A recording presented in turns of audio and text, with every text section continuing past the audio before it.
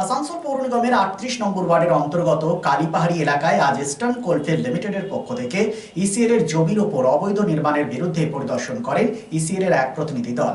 সুরক্ষা কর্মী, পুলিশ প্রশাসন সবাই যৌথভাবে এই পরিদর্শন করে থাকেন। তাদের অভিযোগ, ইসিএল এর জমির ওপর অবৈধভাবে বাড়ি নির্মাণ করা হয়েছে। গ্রামবাসীদের বক্তব্য, তারা 100 বছর ধরে এখানে রয়েছেন, আপাতত 7 দিন সময় চাওয়া হয়েছে। বিষয়টি নিয়ে আমাদের প্রতিনিধি কথা বলেন ইসিএল এর এক আধিকারিকের সাথে। কি বলেছেন তিনি শোনাবো আপনাদের। আপনারা এখানে এসেছিলেন আজকে আমরা ওই যে ইসিএল এর ল্যান্ডের উপর ইনলিগাল কনস্ট্রাকশন করছে পাবলিক, সেটার জন্য আমরা এসেছিলাম। আমরা এর আগে আমরা অনেকবার এসেছিলাম দেখা করতে, তো পার্টিরা দেখা করেনি। তো আজ আমরা সিআইএসএফ, আমাদের ডাব্লিউবিপি, আমাদের সিকিউরিটি ফোর্স, আমি সার্ভিয়ার, আমরা সব এসেছিলাম এটা মানে ভেঙে দেওয়ার জন্য। তো যাক, এখানকার স্থানীয় লোককে দিয়ে ওনারা আমাদের কাছে 7 দিন সময় চাইলেন, যে যদি আমরা কিছু পেপার বার করতে পারি। এখন তো আমাদের পেপারটা অথেন্টিক হয়নি, তো পেপারটা বার করার জন্য ওরা সময় চাইলেন 7 দিন। মানে আমরা নেক্সট বুধবার অবধি আমরা দেখব। তারপর যদি পেপারটা সঠিক হয় তাহলে আমরা ছেড়ে দেবো, আর যদি না হয় তাহলে আমরা এই দুটো বাড়ি 599 আর 393 লাখ নাম্বার, সেইগুলো আমরা। তো এটা কি ইসিএলের ল্যান্ড? এটা স্টিল ল্যান্ড। তাহলে কি কাগজ বাইর করবে ওরা বলছে যে আমরা এটা আমাদের কাগজ আছে, সেটা আমাদের নামে ওঠেনি। তো ওরাও একবার দেখে নি। 7 দিন ওরা সময় চাইলো, স্থানীয় নেতৃত্ব। আপনার নাম? আমার নাম জীবন মুখার্জি, ডেপুটি সার্ভিয়ার, কালীপাহাড়ি বলে।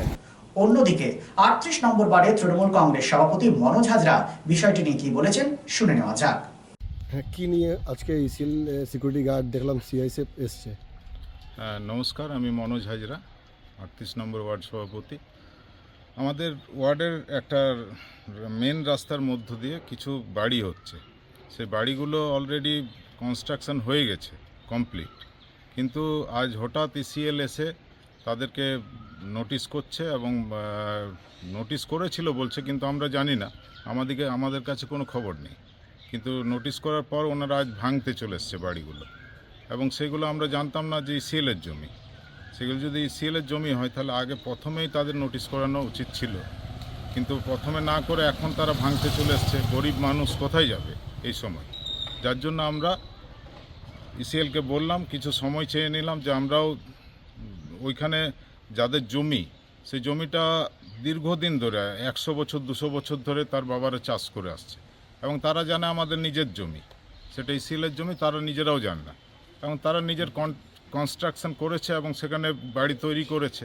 এখন ইসিএল এসে বলছে আমাদের জমি। তো সেই জমিটা কার, সেটা আমরা সঠিকভাবে যাতে দেখাতে পারি, এবং আমাদের যে 100 বছর ধরে তারা চাষ করে আসছে, তাদের জমির সঠিক ব্যবহার, বা 100 বছর যদি চাষ করে তো তাদেরই হয়ে যায়, কেন সেটা ইসিএলের হয় না। কীভাবে ইসিএলের খাতে গেল সেটা আমরা জানি না।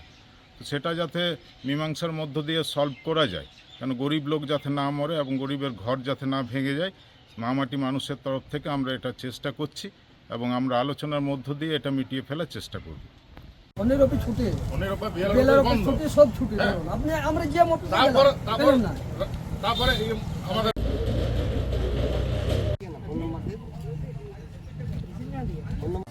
চৈত্র সেলের ধামাকা চলছে আসানসোল জিটি রোড ঘাটি ক্লথ স্টোরসে।